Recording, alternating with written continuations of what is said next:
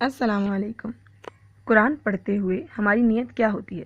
ثواب کی نیت ہوتی ہے، اور یہ نیت ہوتی ہے کہ اپنے مردے جو ہمارے رشتہ دار اللہ تعالیٰ کو پیارے ہو گئے ہیں انہیں ہم ثواب پہنچائیں۔ پر کیسا ہو کہ آپ قرآن پاک بھی پڑھیں، وقت نکالیں، اور نہ آپ کے مردوں کو کوئی ثواب پہنچے اور الٹا آپ گناہ گار ہو جائیں؟ جی ایسا ہوتا ہے۔ اور ایسا کیوں ہوتا ہے؟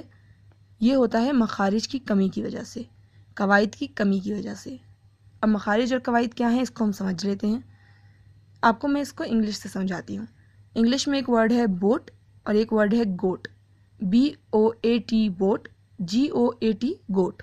دونوں کے سپیلنگ بالکل ایک جیسے ہیں، صرف ایک حرف کا فرق ہے، لیکن مطلب میں کتنا فرق ہے۔ گوٹ کا مطلب بکری اور بوٹ کا مطلب شپ۔ تو اس سے ہمیں پتہ چلتا ہے کہ صرف ایک حرف کے بدل جانے سے مطلب بدل جاتا ہے، اور یہی غلطی ہم قرآن پاک میں کرتے ہیں۔ کس طرح؟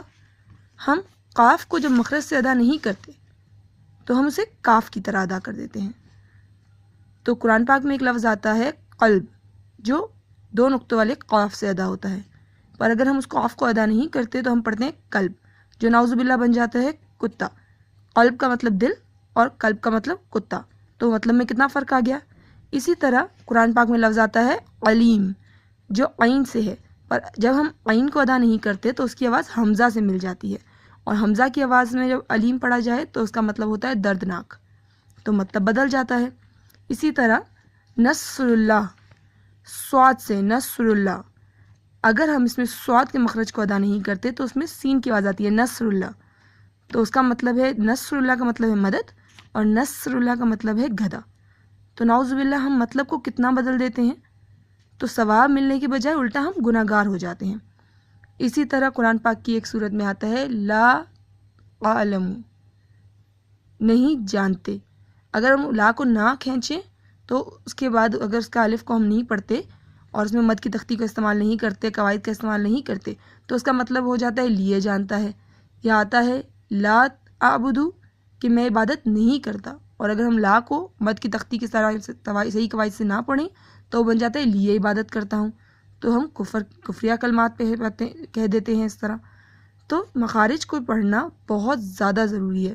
مخارج کوئی آپشن نہیں ہے، یہ ایک لازمی جز ہے قرآن پاک کا، کہ آپ کو جو الفاظ لکھے ہوئے ہیں ان کو ہی پڑھنا ہے۔ اگر آپ انہیں کسی اور طریقے سے پڑھ دیتے ہیں تو مطلب پورے طریقے سے بدل جاتا ہے، اور ہم ثواب کمانے کے بجائے الٹا گناہ گار ہو جاتے ہیں۔ تو انشاءاللہ ہم کوشش کریں گے کہ قرآن پاک مخارج کے ساتھ پڑھیں اور صحیح طریقے سے پڑھیں۔ تو انشاءاللہ اگلے لیکچر میں ہم ترتیب سے مخارج کو شروع کریں گے، اور انشاءاللہ اگر آپ نے قرآن پاک پہلے پڑھا ہے تو آپ بہت جلدی مخارج صحیح کر لیں گے اپنے، کیونکہ بہت سارے حروف تو ایسے ہیں جو جس طرح پڑھے جاتے ہیں اسی طرح ادا ہوتے ہیں، کچھ حروف ہیں جن پہ آپ کو توجہ دینی ہوگی۔